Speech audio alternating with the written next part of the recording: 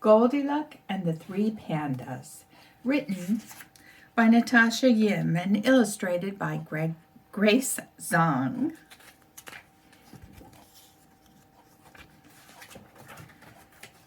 When Goldy Luck was born, there she is. Her mother said, "Year of the Golden Dragon, very lucky year. This child will have good luck. She has a face as round as a gold coin," her father said. "This child will bring us great wealth." But Goldy had neither great wealth nor good luck. In fact, she could never seem to keep money in her piggy bank. She had a bad habit of breaking things. One Chinese New Year, Goldy's mother woke her up and sent her to wish the neighbors Kung Hai Fat Choi. "But Mama, I'm still sleepy and I'm so hungry." "It'll only take a minute," her mother said. "Mr. and Mrs. Chan would enjoy a visit from you. Take these turnip cakes to share with little Chan." "He never shares stuff with me," muttered Goldy. "It's the new year," her mother warned. "Wash away old arguments and be nice or you'll have bad luck." Not more bad luck. Last year she lost the red envelope that her grandmother had given her, and her best friend moved away. So Goldy walked next door to the Chan's apartment. She knocked on the door. No answer. She knocked again. Still no answer. She gave the door a little push. It swung open and she tumbled in, dropping the plate of turnip cakes. That was bad luck for sure. She wandered into the kitchen to find a broom.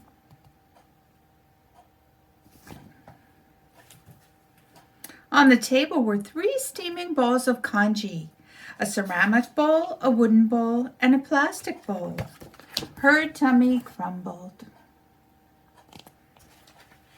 Surely nobody would mind if she had one little bite of rice pudding. She sampled the congee from the ceramic bowl. Ugh, too watery. She tasted the congee. There we are.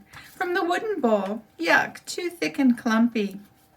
Then she slurped the congee from the plastic bowl. Just right. Before she knew it, she had eaten it all up.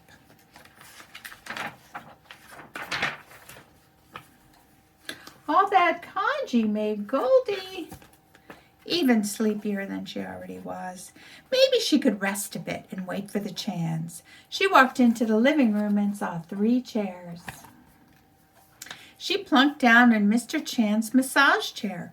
Something hard steamrollered up and down her back. "Ouch!" she cried, springing to her feet. Too rough.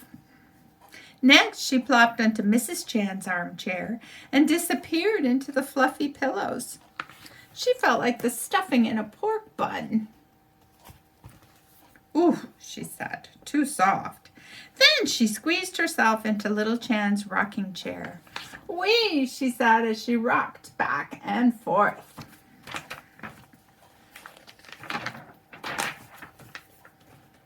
But she pushed too hard, and the chair somersaulted backwards. It hit the floor with a splintering crash. "Oh no," Goldy exclaimed. 7 years bad luck. That's a long time. Or was that a mirror? In either case, she was still so sleepy. She ambled into the bedroom to find a place to lie down, just for a few minutes.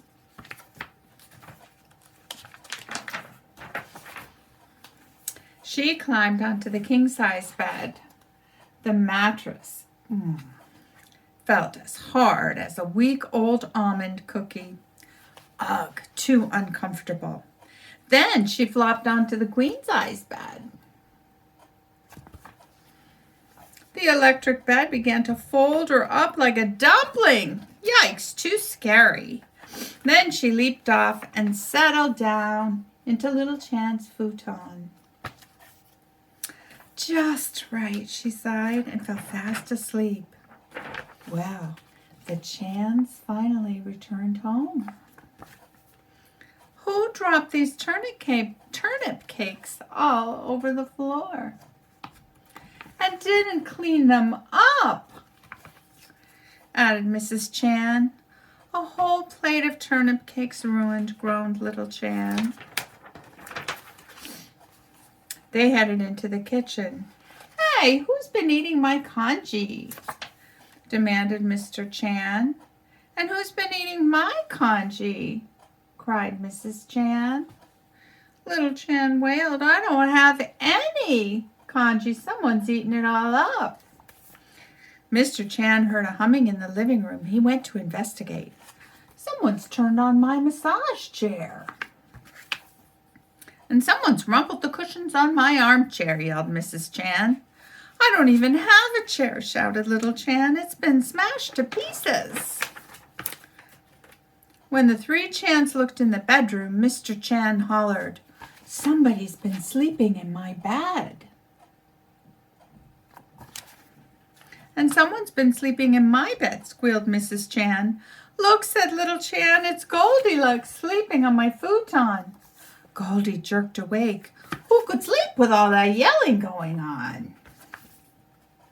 Mrs. Chan, Mr. Chan, she cried. I didn't mean to fall asleep, and in a fluster she jumped out of the bed and dashed home. Her mother had set out congee for her breakfast. Goldy was just about to take a bite when she thought of little Chan, who didn't have any more rice porridge in his bowl. I'm not really that hungry, she said to her mother. She went to read a book in her rocking chair. As she rocked back and forth, she thought of little Chan, who didn't have a chair to sit on anymore. I'm still sleepy. I think I'll go to bed. Goldy climbed into her nicely made bed, and she thought of the pillows and blankets she had strewn all around the Chan's bedroom.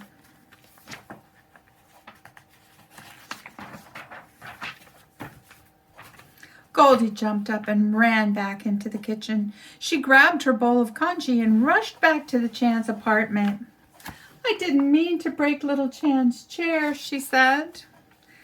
I'll help you glue it back together. And I'll fix all the blankets I messed up, she said to Mrs. Chan, and make the beds. Goldy handed her bowl of congee to little Chan. I'm sorry I ate all your rice porridge, she said, and dropped all those turnip cakes. That's okay, Goldy, said little Chan shyly. We were just about to make some more. Would you like to help? So Goldy and little Chan chopped and stirred and steamed. There they are. Lots and lots of turnip cakes. Then they fried them up nice and crunchy for their New Year's feast. Mrs. Chan handed Goldy a red envelope. And you can get one of those at the library. Kung hai fat choi, Goldy, she said. May the new year bring you great wealth and good luck.